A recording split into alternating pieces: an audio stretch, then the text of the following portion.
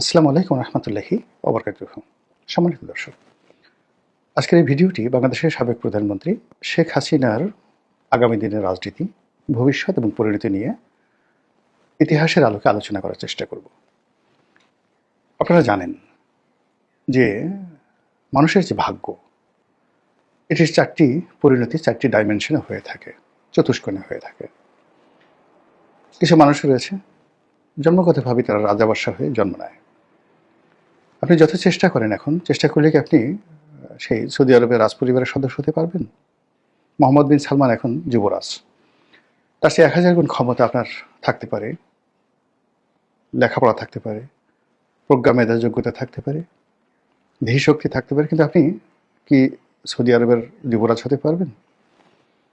কিংবা বাকিংহাম প্যালেসে এখন যিনি রাজা হিসেবে আছেন, কিং হিসেবে আছেন চার্লস, তিনি বা তার পুত্র উইলিয়াম, তার মধ্যে কি আপনি হতে পারবেন? নিয়তি আপনাকে সেই জায়গাটা থেকে যেতে দিচ্ছে। তাহলে বোঝার চেষ্টা করুন, জন্ম আপনাকে অনেক কিছু নির্ধারণ করে দেয়। 2 নম্বর হলো যে আপনার যে ভৌগোলিক অবস্থান। আপনার জন্ম যদি ইউরোপে হয়, আমেরিকাতে হয়, আপনার জন্ম যদি জাপানে হয়, আপনার জন্ম যদি বাংলাদেশে হয়, উগান্ডাতে হয়, বুগান্ডাতে হয়, তাহলে আপনার সেই ভূখণ্ডগত কারণে, ভূমির কারণে, জলবায়ু আবহাওয়ার কারণে, প্রকৃতি এবং পরিবেশের কারণে আপনি যা কিছু অর্জন করেছেন, আপনার শরীর, গায়ের রং, চিন্তা চেতনা, সব কিছু এটা মৃত্যু পর্যন্ত আপনাকে ওই বৃত্তের বাইরে বেরোতে দেবে না। আপনি যত চেষ্টা করেন বাংলাদেশ বসে আপনি ফিদেল ক্যাস্ট্রো বা চে গুয়েভারা হতে পারবেন না। আপনি যত চেষ্টা করেন মিশরের মতো জায়গাতে বসে আপনি বঙ্গবন্ধু শেখ মুজিবুর রহমান হতে পারবেন না। আমাদের দেশে এখানে যেভাবে রঘু ডাকাত রয়েছে, এই রঘু ডাকাতের সঙ্গে আপনি জেমস বন্ডের কখনোই তুলনা করতে পারবেন না। আবার পাক ভারত উপমহাদেশে, বাংলাদেশে আপনি কোনোদিন একজন জেমস বন্ডকে বানাতে পারবেন না। এখানে জেমস বন্ড নামক কোনো চরিত্রকে যদি পুরনো ঢাকাতে ছেড়ে দেওয়া হয়, 1 ঘন্টার মধ্যে পুরনো ঢাকার পরাটা, বিরিয়ানি, এগুলো খেয়ে পেট খারাপ হয়ে মরে যাবে, সঙ্গে সঙ্গে জেমস বন্ড মরে যাবে। এই হলো অবস্থা। আবার আমাদের দেশের সেই বিখ্যাত যে রানী ভবানী, ভবানী পাঠক, কিংবা ধরুন সেই যে রঘু ডাকাত, এদেরকে নিয়ে যদি আপনি ইটালিতে ছেড়ে দেন, 1 মিনিটের মধ্যে সে মরে যাবে সঙ্গে সঙ্গে। এই জন্য ভূগোল একটা বিরাট বিষয় মানুষের জীবনের জন্য। এরপর টাইম, সময়, অপরচুনিটি, সময় এবং সুযোগ, এই দুটো ছাড়া আপনার কোনো জ্ঞান, কোনো যোগ্যতা কখনো কাজে আসবে না। অনেক সফলতা কেবলমাত্র সময়ের কারণে ব্যর্থ হয়ে যায়, আর অনেক ব্যর্থতা কেবল সময়ের কারণে সফল হয়ে যায়। শেখ হাসিনার জন্য যেটি 2009 সনে সম্ভব ছিল, 12 সনে সম্ভব ছিল, সেটি 2025 সনে তার জন্য অসম্ভব হয়ে গিয়েছিল। তারেক রহমান সাহেবের জন্য 2024 সনের আগস্ট মাসের 15 তারিখ পর্যন্ত যে ইতিহাস রচনা করার তার সুযোগ ছিল, এটি এখন তিনি চেষ্টা করলেও পারবেন না। ফলে সময় একটা বিরাট ফ্যাক্টর। থার্ড হলো ইতিহাস, ট্র্যাডিশন, ঐতিহ্য, বংশক্রম, ক্রোমোজম, এই জিনিসগুলো আপনার ক্ষেত্রে কিভাবে কাজ করে। অর্থাৎ আপনি যে ভূখণ্ডে আছেন সেই ভূখণ্ডের অতীত ইতিহাস এবং আপনি যে কর্ম করছেন সেই কর্মে পৃথিবীর যে ইতিহাস, সেই ইতিহাসের ধারাবাহিকতা আপনার জন্য অনিবার্য হয়। আপনি এর বাইরে যেতে পারবেন না। বাংলাদেশে বঙ্গবন্ধুর যা অবস্থা হয়েছে, চিলির সালভেদর আলেনদের একই অবস্থা হয়েছে। বঙ্গবন্ধুর যে অবস্থা হয়েছে, মার্শাল টিটোর একই অবস্থা হয়েছে। এর বাইরে যেতে পারেনি। একটা সময় আছে, সেই সময়ের সাথে আপনাকে তাল মেলাতে হয়। তো সেই অর্থে শেখ হাসিনা এই মুহূর্তে কোন পর্যায়ের লোক?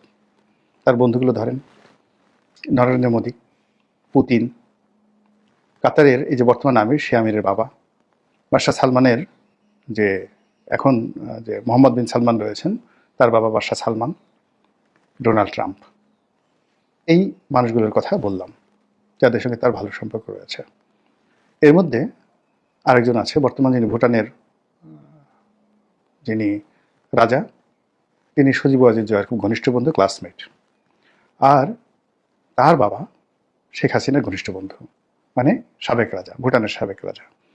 এই যে লিগেসি, এই মানুষগুলোর তকদিরের সাথে, পরিণতির সাথে, যাকে বলা হয় তার লিগেসি এবং তার তকদির নির্ভর করছে। 2 নম্বরে যেটা আছে যে তিনি যে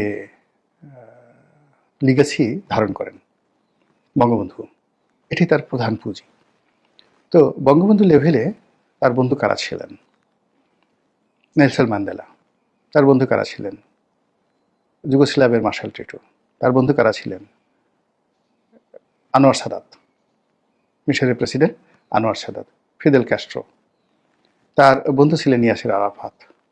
অর্থাৎ আপনি সেই জোট নিরপেক্ষ আন্দোলনে 1973-তে যে বঙ্গবন্ধুর উপস্থিতি, সেই জায়গাতে যে পোর্ট্রেটগুলো আছে, ছবিগুলো আছে, এবং সেখানে তার সঙ্গে যার বন্ধুত্ব, সেই বন্ধুত্বের প্রেক্ষিতে যে একটা ইতিহাস রচনা হয়েছে, সেই ইতিহাসের ধারাবাহিকতায় ওই মানুষগুলোর যে পরবর্তী প্রজন্ম, নেক্সট জেনারেশন যারা রাজনীতিতে এসেছেন, তাদের যে পরিণতি হয়েছে, শেখ হাসিনারও ঠিক সেই পরিণতি হবে, এতে কোনো সন্দেহ নেই। এটাই হিস্ট্রি। ইতিহাস বলে না যে ইতিহাস বারবার ঘুরে ফিরে একই ঘটনা ঘটে, হিস্ট্রি রিপিট ইটসেলফ, বারবার ফিরে আসে। তো শেখ হাসিনার জন্য ঠিক সেই ইতিহাস বা সেই পরিণতি অপেক্ষা করছে।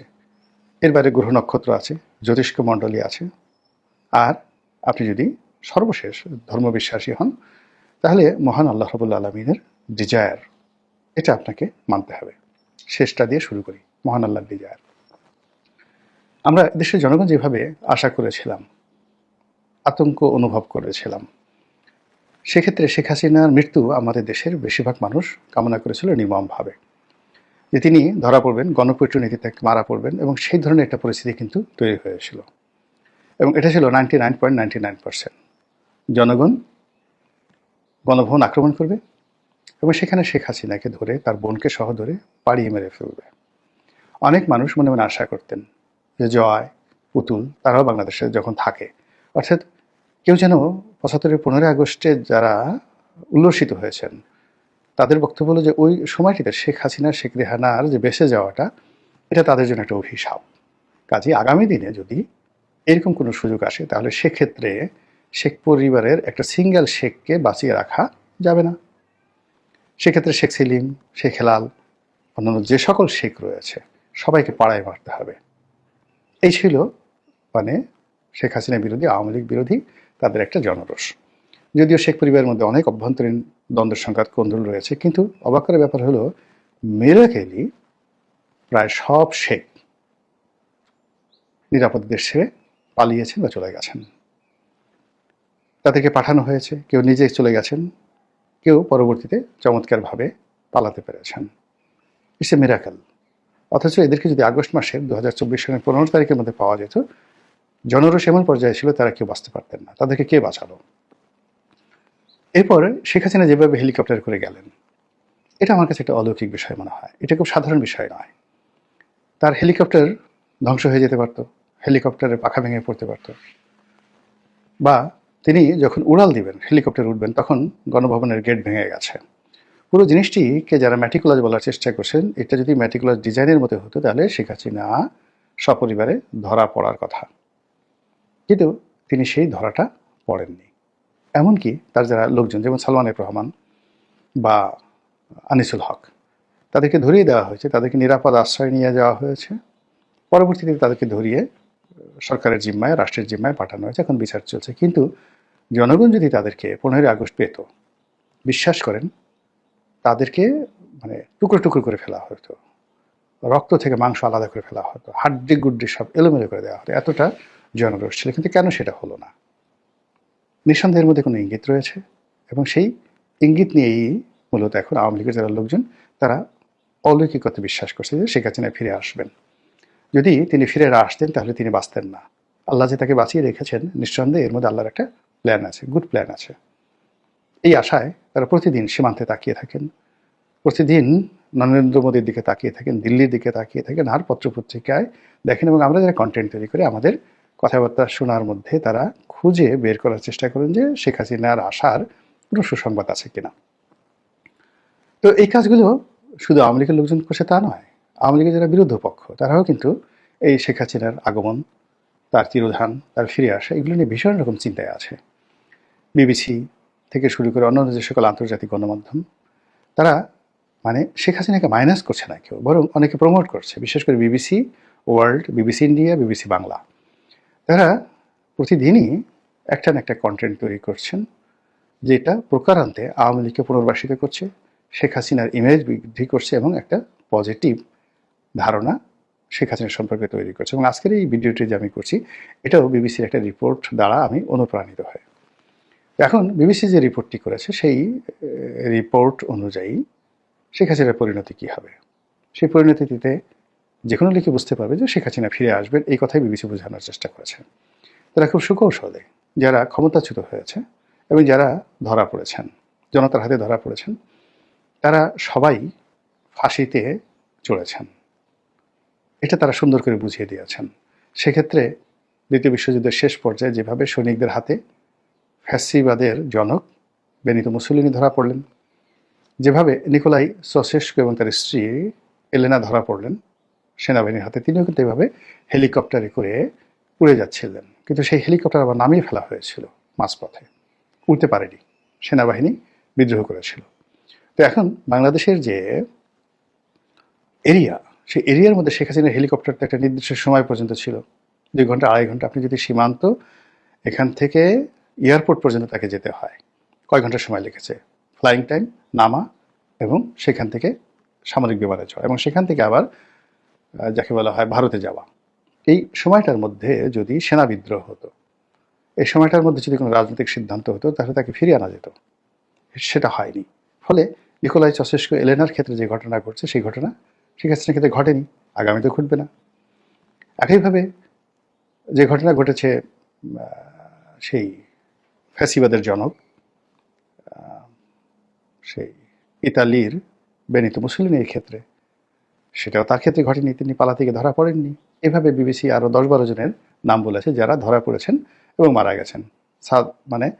সাদ্দাম ধরা পড়েছেন, মারা গেছেন, ফাঁসিতে চড়েছেন। তারপর গাদ্দাফি ধরা পড়েছেন, মারা পড়েছেন। কিন্তু যারা নিরাপদে চলে যেতে পেরেছেন, রেজা শাহ পাহলভি চলে যেতে পেরেছিলেন নিরাপদে। ডক্টর সানিয়াত সেন, চীনের কিংবদন্তির নেতা, আধুনিক চীনের সেই প্রথম প্রেসিডেন্ট, তিনিও চলে যেতে পেরেছিলেন, ইংল্যান্ডে পালিয়ে যেতে পেরেছিলেন এবং সেখান থেকে তিনি সেই বিপ্লবের পরে এসে সে প্রথম সেই চীনের প্রেসিডেন্ট হয়েছিলেন, ডক্টর শান ইয়াত সেন।